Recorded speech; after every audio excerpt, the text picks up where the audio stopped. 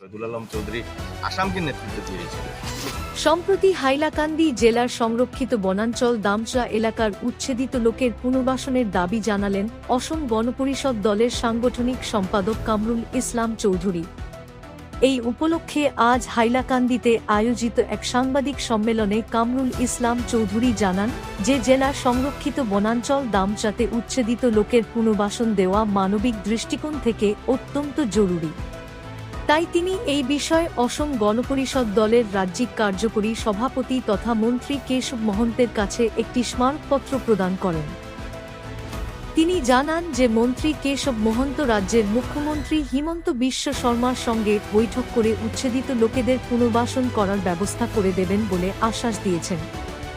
AGP দলের রাজ্যিক সাংগঠনিক সম্পাদক কামরুল ইসলাম চৌধুরী আরও জানান যে রাজ্যের মন্ত্রী কেশব মহন্তকে দেওয়া স্মারকপত্রের প্রতিলিপি তিনি আজ হাইলাকান্দি জেলা আযুক্তের কার্যালয়ে গিয়ে জেলা আযুক্ত অভিষেক জৈনের কাছে প্রেরণ করেছেন।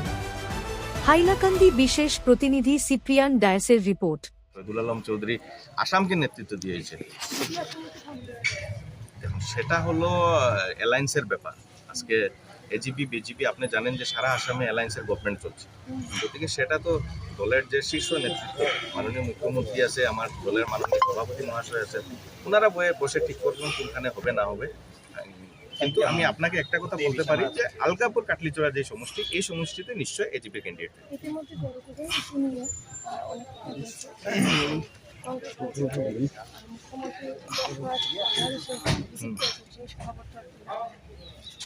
দেখেন, মুখ্যমন্ত্রী ভিজিট করছে, মুখ্যমন্ত্রী ইতিমধ্যে গতকালকে উনি বলে দিয়েছে যে আমি ভিজিট করছি। কিন্তু কথাটা হলো যে গৌরব গগৈ ইস্যুটা হলো উনি 10 দিন গিয়ে কি করছেন সেটা ওনাকে প্রশ্ন।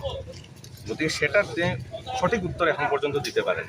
গতিকে মুখ্যমন্ত্রী তো উনি ডিনাই করেন নাই, উনি যে সময় ছিলেন নিশ্চয়ই উনি গেছেন সেটাও বলছেন, উনি আজমেরও করছেন সেটাও উনি বলছেন। প্রায় 7 দিনের উপরে হয়ে গেছে দামচড়া উচ্ছেদ হওয়া, কিন্তু এখন পর্যন্ত যারা উচ্ছেদিত লোক এরা আমরা সবেও জানি যে এরা ভারতীয় নাগরিক, কিন্তু তার মধ্যে ম্যাক্সিমাম মানুষ ল্যান্ডলেস মানুষ।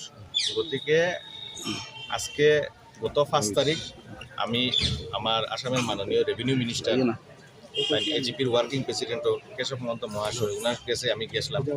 যাওয়ার পরে ওনারে আমি আলগাপুর খাটলিছড়ার দামছড়ার এই অঞ্চলের যে উচ্ছেদ নিয়ে উচ্ছেদিত যারা মানুষ আছে এরার বিষয়ে আলোচনা করি। আলোচনা করার পরে তাহলে আমি রিকোয়েস্ট করছি যে যারা উচ্ছেদিত মানুষ আছেন এরা 100% রইলে ভারতীয় মানুষ, আর এরা সবার ডকুমেন্ট আছে। গতিকে ভারতীয় সংবিধান অধীনে এবং আসাম সরকারের যে নিয়ম, এই নিয়ম মতে ল্যান্ডলেস যারা মানুষ আছে, এর ল্যান্ডলেস মানুষরা সরকারি নিয়ম মতে যে প্রাপ্য যে ভূমি, এই ভূমিটা পাইতে লাগে। তখন আমার কথারে তিনি সাড়া দিয়া সঙ্গে সঙ্গে আমি যে মেমোরেন্ডাম দিছি, এই মেমোরেন্ডামে ডিসি হাইলাকান্দিরে ইনস্ট্রাকশন দিয়া দিছে যে এই ল্যান্ডলেস যারা মানুষ আছে এরারে জমিন দেওয়া লাগে। অ্যাকর্ডিংলি আজকে আমি আইয়া হাইলাকান্দি ডিসি মহোদয় কাছে আইয়া আমি মেমোরেন্ডামটা সাবমিট করছি। সাবমিট করিয়া তানে আবার রিকোয়েস্ট করছি যে এই যে ল্যান্ডলেস যারা মানুষ আছে, কারণ উচ্ছেদ তো ইতিমধ্যে হয়ে গেছে, কিন্তু এই যারা মানুষ আছেন সবও আমরা ইন্ডিয়ান সিটিজেন। গতিকে এই যারা মানুষ আছেন, গরিব মানুষ আছেন, এরা যাতে, যেহেতু সব ভারতীয় নাগরিক, আসাম সরকারের যে নিয়ম, এই নিয়মের অধীনে তারা যে প্রাপ্য যে জমিন, এই জমিনটা তারা পাইতে লাগে। পাইতে গিয়া গভর্নমেন্ট যে প্রসেস ইনিশিয়েট করতে লাগে, করতে গিয়া গভর্নমেন্টের যে এসওপি আছে, গভর্নমেন্টের যে রুল রেগুলেশন আছে, এই রুল রেগুলেশন ফলো করিয়া ইনকোয়ারি করিয়া যত জলদি পারা যায় এই মানুষগুলারে আবন্টন করতে লাগে। তখন তাই সঙ্গে সঙ্গে আমার মেমোরেন্ডামটা রাখিয়া তাই ঊর্ধ্বতম যারা কর্তৃপক্ষ এরা সঙ্গে কথা হইয়া তাই প্রসেস উইথ ডিউ প্রসেস, তাই আমার কথা দিচ্ছেন যে উইথ ডিউ প্রসেস গভর্নমেন্টের সঙ্গে কথা হইয়া এই যারা ভূমিহীন যারা মানুষ আছে এরারে আগামী দিনে জমি আবন্টন দেওয়া হয়। আপনি আবো বিধায়ক টিকেট প্রত্যাশী বিধায়ক হইছেন না, এই যে উচ্ছেদিত লইয়া দিছে বিষয় আইছেন, এর পিছনে রাজনৈতিক কোনো স্বার্থ আছে নি আপনার? দেখুন, রাজনৈতিক স্বার্থ থাকা না থাকা অন্য কথা। সবথেকে প্রথম হইল কি, আমরা তো মানুষ। আজকে দেখুন এই মানুষগুলা যে উচ্ছেদিত হয়ে গেছে এরা তো সব ভারতীয় মানুষ। এরারে সাহায্য করতে গিয়া যদি আপনি এটারে রাজনীতি করতে, আমি এই রাজনীতি করছি। আজকে দেখুন এই মানুষগুলা আজকে এক তো তারা ইভিকশনের শিকার। আজকের দিনে তারা ছেলে মেয়ে যে স্কুলে স্কুল বন্ধ, আজকের দিনে এইমাত্র আমরা ডিসি স্যারের লগে কথা কইছি, কথা কইয়া তারার যে পুলিং সেন্টার, এই পুলিং সেন্টারগুলাও চেঞ্জ করা হইব।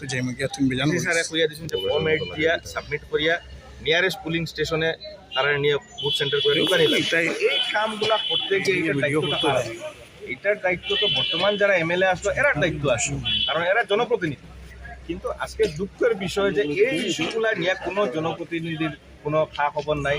সেও আসইন মানে বাজির দলটাকে খেলাইতেছিল, সেও আসইন ধরেন আপনার বিজেপির জয়েন করছেন, এখন এজিপির যাইতা, সেও আসেন সারা জীবন হিমন্ত বিশ্বরে গালিয়েছেন, বিজেপিরে গালিয়েছেন, এখন এজিপির কিলা যাইতা ও চিন্তা। কিন্তু বর্তমান যে এই মানুষগুলা যে দিশাহারা, এই দিশাহারা মানুষগুলারে যে কিলা তারা জমিন দেওয়া যায়, কিলা তারা ভোটর যে সেন্টার, এই ভোটর সেন্টারগুলা তারা দেওয়া যায়, কিলা ফর্ম এড দিয়ে তারা ভোটটারে আবার শিফটিং করা যায়, পরে তারা ভোটার লিস্ট নাম আনে, এইগুলা কথাবার্তা লইয়া খেয়ার চিন্তাধারা, এটাই সবথেকে বড় দুঃখর বিষয়।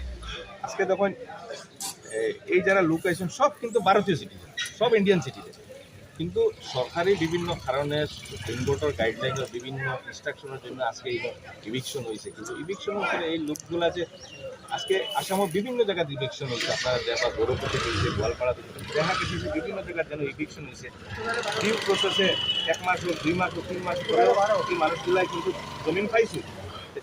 ঠিক তদরূপ হাইলাকান্দিরও যারা ইভিকশন হয়েছে এরাও তো পাইতে নাই, এই প্রসেসটা তো কেউ স্টার্ট করছে। আজকে এতদিন আমি মাথা টানছিলাম না, আমার কথা হইলো যারা এখানে এমএলএ আসলা এরা সবে বড় বড় কথা কইছেন, তারা মানে কেউ সিএম রে চ্যালেঞ্জ করছে, কেউ সিএম রে মানে চ্যালেঞ্জ করছে, কেউ এতটুকু পর্যন্ত কইছে যে আমার উপরে বুলডোজার যাইব, লাশ যাইব, কিন্তু লাশ তো নাই, কিন্তু মানুষ যারা এরা গৃহহীন।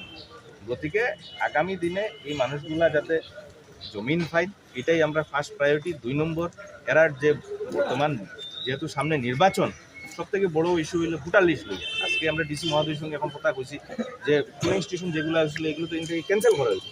তো নিয়ারেস্ট যেগুলি পুলিং স্টেশন আছে এই পুলিং স্টেশনে তারা নামগুলা কিলা শিফট করা যায়, কি করা যায়, বিএলওর সঙ্গে কিলা কথা করা যায়। আমরা সঙ্গে জামিরার আগের যে এক্স জেডপিসি সালেহ আহমেদ মোহাম্মদ তেও মানে তাইনও আসলা। গতিকে আগামী দিনে এইসব ইস্যুগুলা নিয়ে কিলা মানুষগুলারে আমরা একটু সহায় করতে পারি, এটাই আমরা মানে প্রধান কাম। আচ্ছা, মন্ত্রীরা কি লিখে দিয়েছেন? মন্ত্রী কি লিখে দিয়েছেন? মন্ত্রী তো ফরওয়ার্ডিং করিয়া দিয়েছেন, এটা আপনারা হোয়াটসঅ্যাপে আমি দিব বা কাগজও দিব, আপনারা পাই। সরকারিভাবে কোনো এখনো নির্দেশ দেননি মন্ত্রী? আর সরকারিভাবে তো লিখিয়ে দিয়েছেন, মন্ত্রী তো সরকারিভাবে ডিসির দলীয় পেট আর ওই যে ওটা একটা বেশ কম আছে, কোনটা হয়েছে?